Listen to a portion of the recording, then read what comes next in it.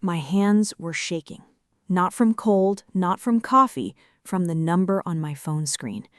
$127. That's what my business credit card had left. Available credit, $127. I'd been saving that card for one thing, a generator I needed for a job next week. Now it was gone. I scrolled up. My stomach dropped through the floor. Cancun Resort and Spa, $4,890. Delta Airlines, $2,100. Romance Package Add-on, $650. Cancun Resort Dining Package, $980. 4 guests, 1 name on the reservation. Catherine Eve, my mother. I sat there in my cramped office in Austin, surrounded by invoices I couldn't pay now, staring at my mother's name attached to a vacation I never agreed to, never even knew about. 3 days ago, at Sunday dinner, she'd said it plain as day. "We're doing Cancun for your sister's engagement blessing. You're welcome to come if you pay your own way." Like she was inviting me to split a pizza. I said no, politely, firmly. Busy season, tight cash, can't do it right now. Her face went tight and mean. "You make more than all of us combined, and you can't do this for your sister?" I thought that was the end of it. It wasn't the end. It was the setup. I stared at the screen until my vision blurred. Then I picked up my phone and dialed the resort. "Cancun Bay Resort, this is Priya. How can I help you?" "Hi, this is Mia Reynolds. I think there's a mistake on a reservation under my card." "Oh, the Reynolds party. Yes, ma'am. We have you down, party of 4 arriving Thursday. Your mother, father, sister, and her fiancé." My jaw locked. "Fiancé?" "Yes, ma'am. Congratulations to your sister." Nobody told me Daphne was engaged. I found out from a hotel booking agent. "Cancel it," I said. "All of it. Every reservation." A pause. "You're sure? You'll lose the deposit." "Cancel it." I hung up before she could finish talking. My hands were still shaking, but my head was clear now, clearer than it had been in years. I opened my banking app, hit dispute all charges, then called the card company and had the whole account frozen and reissued. 15 minutes. That's all it took to undo whatever plan my mother had cooked up. I sat back in my chair. The office was quiet except for the AC unit rattling in the window. I thought about my dad nodding along at dinner like Mom's guilt trip was reasonable. I thought about Daphne on her phone the whole time, not even looking up. I thought about the boyfriend, no, fiancé now apparently, sitting there, smiling like he'd wandered into somebody else's family photo. My phone buzzed. A text. Unknown number, but the area code was local. "They're saying our tickets got canceled. What did you do?" My chest went tight.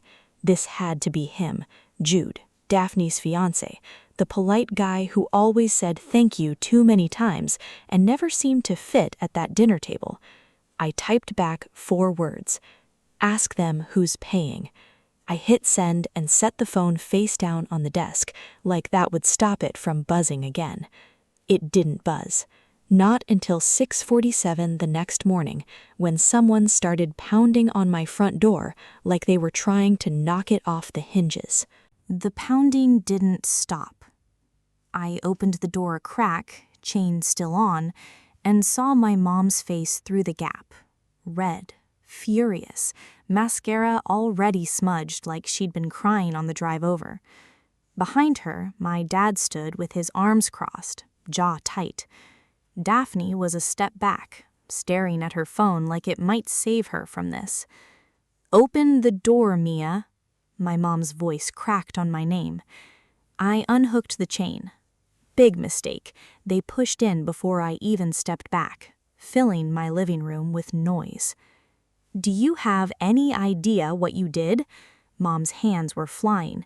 "We got pulled aside at the gate, in front of people. They said the reservation was flagged for fraud. Fraud, Mia." "It was fraud.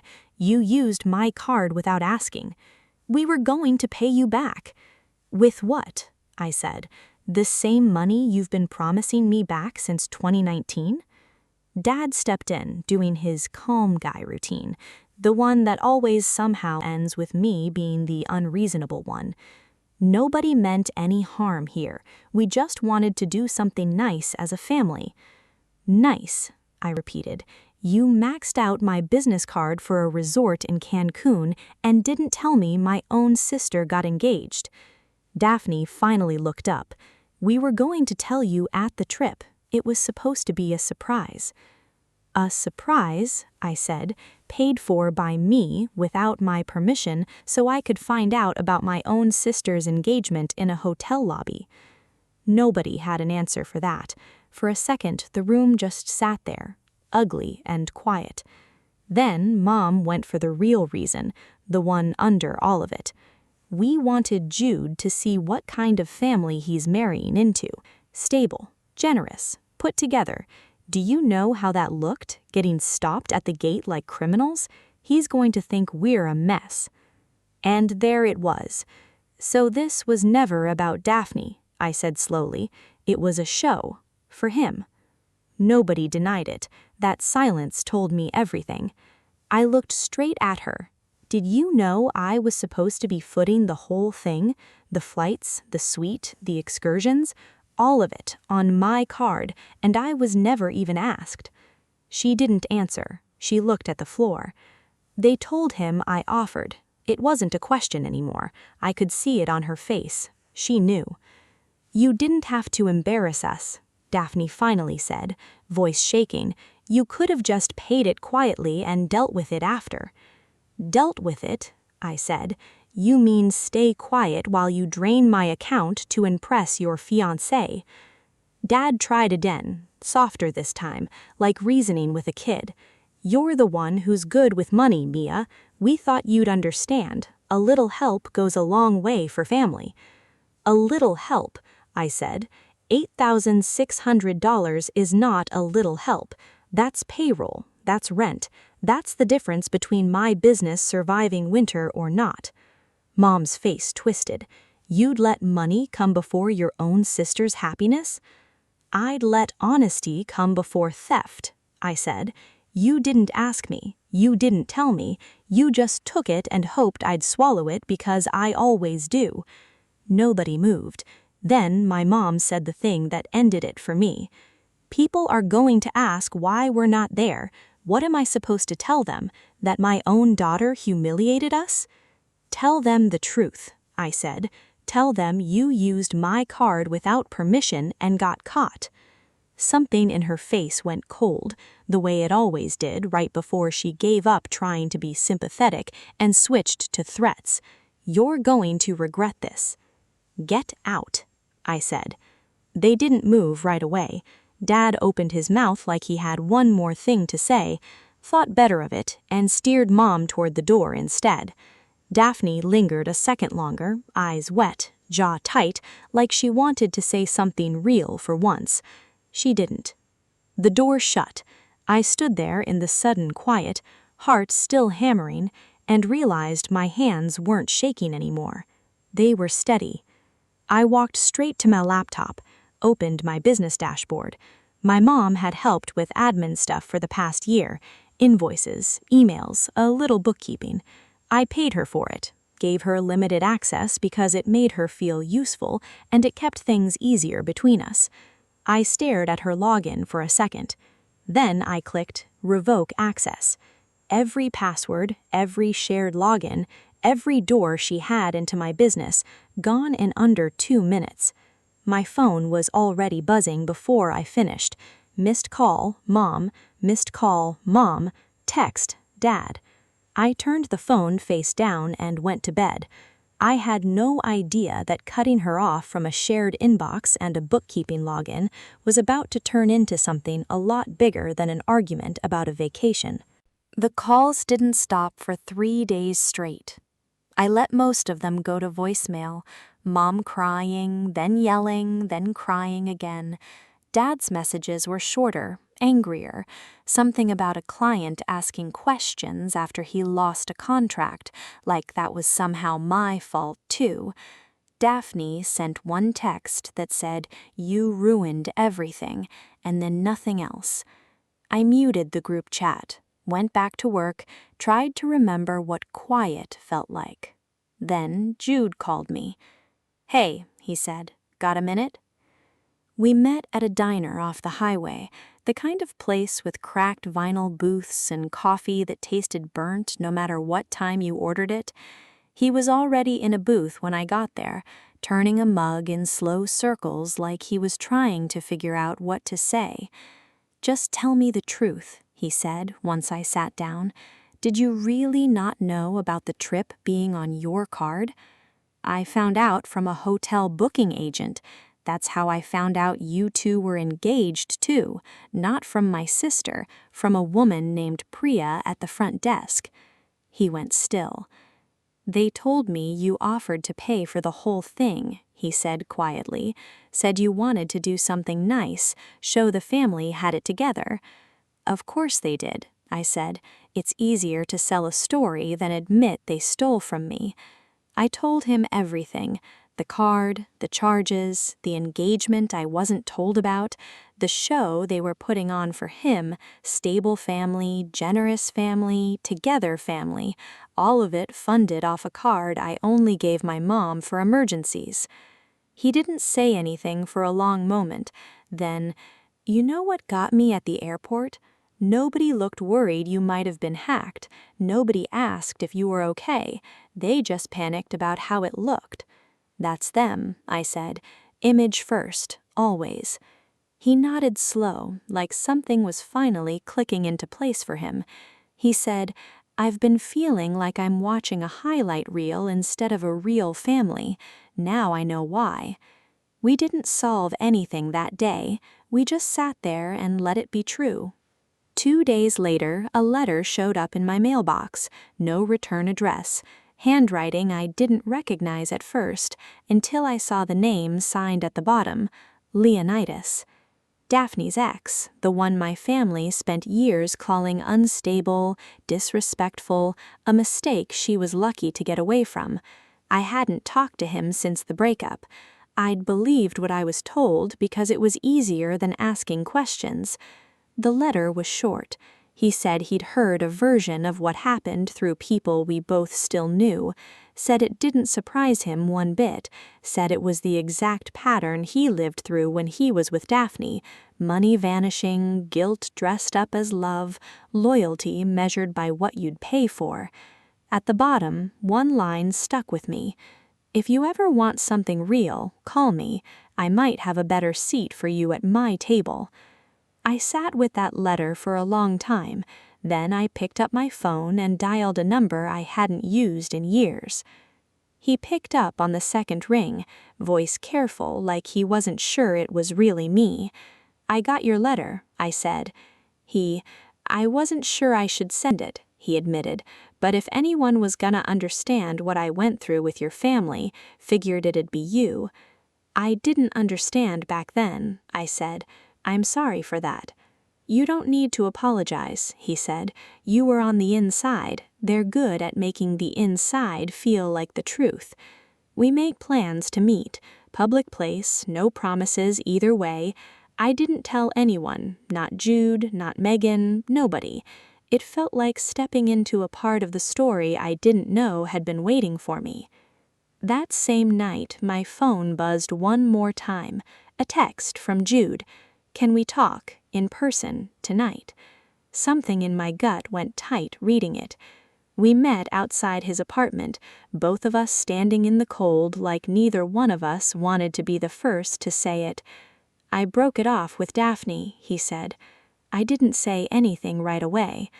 I couldn't stop thinking about what you told me. The card, the lies, the show. I asked her straight up if she knew I was supposed to think you offered to pay for everything. She didn't deny it. She just said I was making it a bigger deal than it needed to be. That's the family motto," I said quietly. He looked at me for a second too long. I should have seen it sooner. I didn't know what to say to that. All I knew was that something had cracked wide open, not just for me anymore, but for him too. And I had a feeling my family wasn't done trying to put the pieces back the way they wanted them. 3 weeks of silence. I almost let myself believe it was over. I'd started building something new by then, wrapped up my old contracts, sold off equipment I didn't need anymore, moved into a smaller apartment across town. Clean walls, good light, nobody's spare key. Megan helped me pack half of it, cracking jokes the whole time to keep me from thinking too hard about why I was starting over at 32. "You good?" she asked, taping up a box. "I will be," I said, and for the first time I actually believed it. Then my phone buzzed at 2 a.m., a bank alert. Suspicious login attempt detected, password reset requested. I sat up in bed, heart hammering, and pulled up the account. Recovery email attached to the reset request. My dad's. I froze the account on the spot, changed every password, every security question, everything. My hands were steady this time, I'd done this before, but my stomach still turned over knowing he'd tried. It wasn't about the money anymore. It never really was. It was about access, about making sure I knew they could still get in if they wanted. 2 days later, I found a note slid under my apartment door. No envelope, just a folded piece of paper with handwriting I recognized instantly. The sharp angles, the heavy pressure on every letter. My dad's handwriting. "You don't get to erase your blood." I stood in my hallway holding that note for a long time. Not scared exactly, something colder than scared. I called building security. They pulled the hallway camera footage. Nothing. Whoever left it had timed it around the one blind spot in the corridor. That wasn't random. That was somebody who'd been watching my building long enough to know the gap. I sat on my couch that night with the note on the coffee table, like it might do something if I looked away from it. Then I called Jude. "Harper?" "Mia." He caught himself. "What's wrong?" "I need to talk, in person." "I'll come to you." "No," I said too fast. "Not here, not tonight." We met at the same diner. He slid into the booth across from me and just waited while I got the words out. The account reset, the recovery email, the note under my door. He listened without interrupting once, jaw tightening with every sentence. When I finished, he sat back. "You know the scariest part of all this?" he said. "It's that they still think it's temporary, your independence, your boundaries. In their heads, this is a phase, and eventually you cave and come back." "And when I don't," I said. "They escalate," he said, "because they can see you slipping out of their grip, and they don't know how to stop it." I sat with that. He reached across the table and took my hand. "You don't owe them anything anymore," he said. "Not an argument, not an explanation, not even anger. You owe yourself peace, and that means you stop giving them any way back in." I went home that night and did something I probably should have done weeks earlier. I sat at my kitchen table and wrote down every single way they still had access to me. Accounts, old passwords, my new address, the recovery emails I'd forgotten to update. Then I wrote down every way I was going to shut every one of those doors for good. The next morning I called a lawyer. Her name was Rachel Smith. Megan had used her for a business dispute the year before and said she didn't waste time on anything. I told her everything. The card fraud, the account break-in attempts, the note, the pattern going back years. She didn't hesitate once. This meets the threshold for a cease and desist, possibly more if the account access attempts continue. I can have letters out to each of them by end of week. "Will it make things worse?" I asked. "It'll end it, because if they cross that line again after receiving it, it stops being a family matter, it becomes a police matter, and they know that." I sat with the phone against my ear for a second before I answered. "Do it," I said.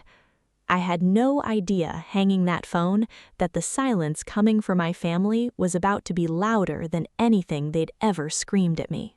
The letters went out on a Tuesday. Certified mail, one to each of them, Mom, Dad, Daphne. Rachel didn't dress it up. No threats, no drama, just facts.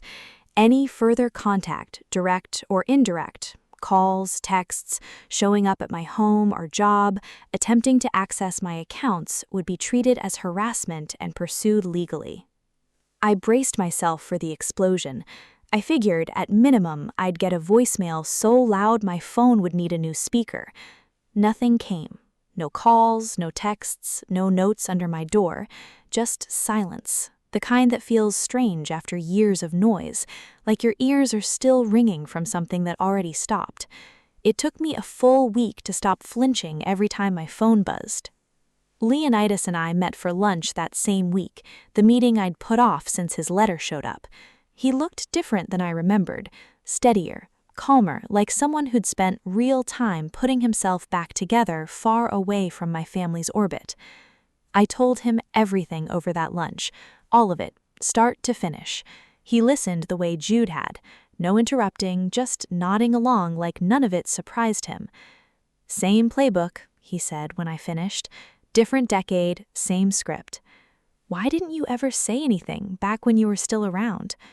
"Because when you're inside it," he said, "any warning just sounds like bitterness. You wouldn't have believed me. Nobody ever does until they see it themselves." He wasn't wrong. I hadn't. Then he told me about the company he ran now, logistics, regional operations, growing faster than his current team could handle. He said he needed somebody who didn't panic under pressure, somebody who could hold a system together without falling apart or needing a pat on the back for it. "I'm not offering you a job out of pity," he said. "I've seen what you're capable of holding together with nothing behind you. Imagine what you could do with actual backing." I told him I needed to think about it. He said he'd be worried if I said yes right away. That night, I sat down with Jude in his apartment that same week, both of us wiped out from weeks that felt like years. "I think I'm going to take it," I told him, "the job." He didn't flinch, didn't get quiet in that way people do when they're upset but pretending not to be. "Good," he said, "you should." "You're not mad?" "Why would I be mad you're finally getting something that's just yours?" He took my hand. "I'm not going anywhere, Mia. Whatever you choose."